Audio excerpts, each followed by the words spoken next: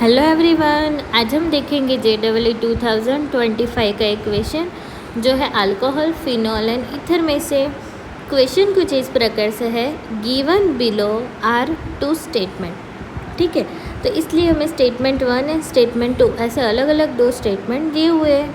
अब जो first statement है वो इस तरह से है, the boiling point of alcohol and phenols increase with increase in the number of carbon. मतलब ऐसा बोला है कि जो बॉइलिंग पॉइंट होता है वो अल्कोहल फिनॉल में, तो कार्बन जैसे इंक्रीज़ होता है वैसे वो भी क्या होता है, इंक्रीज़ होता है। एंड स्टेटमेंट 2 क्या है, the boiling point of alcohol phenol are higher comparison to other class of compound such as ethers and haloalkane. मतलब स्टेटमेंट 2 में ऐसा बोला है कि जो बॉइलिंग पॉइंट है वो अल्कोहल एंड फिनॉल का, वो अगर हम कंपेरिजन करने जाए ईथर एंड हेलो अल्केन की, तो उससे क्या है, ज़्यादा है। ठीक है, तो अब हम देखते हैं इसका सॉल्यूशन। तो देखो, जो स्टेटमेंट फर्स्ट है वो कुछ इस तरह से है कि जो बॉइलिंग पॉइंट है वो इंक्रीज़ होता है कब, जब कार्बन एटम इंक्रीज़ होता है, कार्बन एटम्स का नंबर, तो क्या होता है, बॉइलिंग पॉइंट भी इंक्रीज़ होता है। तो देखो रीज़न कुछ इस तरह से है, as the length of carbon chain increases, molecular mass and surface area are also increase। तो उसका जो लंडन डिस्पर्जन फोर्स है वो भी क्या होगा, इंक्रीज होगा। The more energy required to break intermolecule force.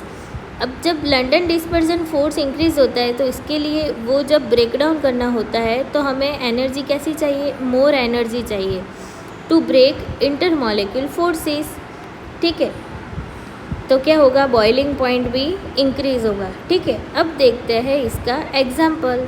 तो देखो जो एग्जाम्पल है वो है अल्कोहल, तो CH3OH, C2H5OH, C3H7OH and C4H9OH। ठीक है, इसके लिए हमें क्या है, अलग अलग ऑप्शन दिए हुए हैं। तो देखो सबसे जो कम अमाउंट है 64.7, उसकी क्या होगी, सबसे कम होगी। एंड 11.7.5 उसका जो बॉइलिंग पॉइंट होगा वो क्या होगा, सबसे ज़्यादा होगा। तो हमारा जो स्टेटमेंट 1 है वो कैसा है, ट्रू है। अब देखते हैं स्टेटमेंट 2। तो देखो स्टेटमेंट 2 में क्या है, the boiling point of alcohol and phenol are higher in comparison to other class of compounds such as ethers and hello alkanes. ठीक है, तो स्टेटमेंट 2 में क्या है, देखो कि जो बॉइलिंग पॉइंट है वो अल्कोहल एंड फिनॉल का ज़्यादा है जब कंपैरिजन करेंगे ईथर एंड हेलो अल्केन से। तो देखो alcohol and phenol have higher boiling point than ether and hello alkanes.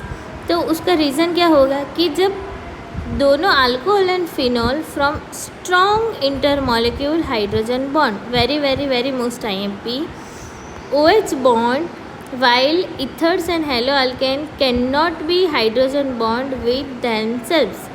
मतलब जो दोनों के बीच का जो इंटरमॉलिक्यूल हाइड्रोजन बॉन्ड होता है वो कैसा होता है, वेरी स्ट्रॉन्ग होता है कंपेरिजन टू ईथर एंड हेलोअल्केन से। तो उसमें तो हाइड्रोजन बॉन्ड है वो क्या होता है, फॉर्म ही नहीं होता। ठीक है, while ethers and haloalkanes can not form hydrogen bond. तो सीधी बात है, अल्कोहल एंड फिनॉल का क्या होगा, ज़्यादा ही होगा। देखो अब यहाँ पे कंपैरिजन किया है, ये जैसे क्या है, first ethanol di ethyl ether, तो देखो इसका है 78.3 एंड इसका है 34.6, तो 78 ऑलवेज ज़्यादा होगा। फिर भी इथेनॉल एंड क्लोरोइथेन, इसमें भी देखो 78.3 एंड 12.3, तो इसमें भी क्या है, अल्कोहल है उसका क्या होगा, हायर होगा कंपैरिजन टू ईथर। ठीक है, तो क्या होगा, स्टेटमेंट 2 भी सही है। तो हमारा आंसर होगा both statement 1 and statement 2 are true. Thank you guys, I hope आप सब लोगों ने बहुत अच्छे से इसको समझा होगा। अब देखते हैं हम नेक्स्ट।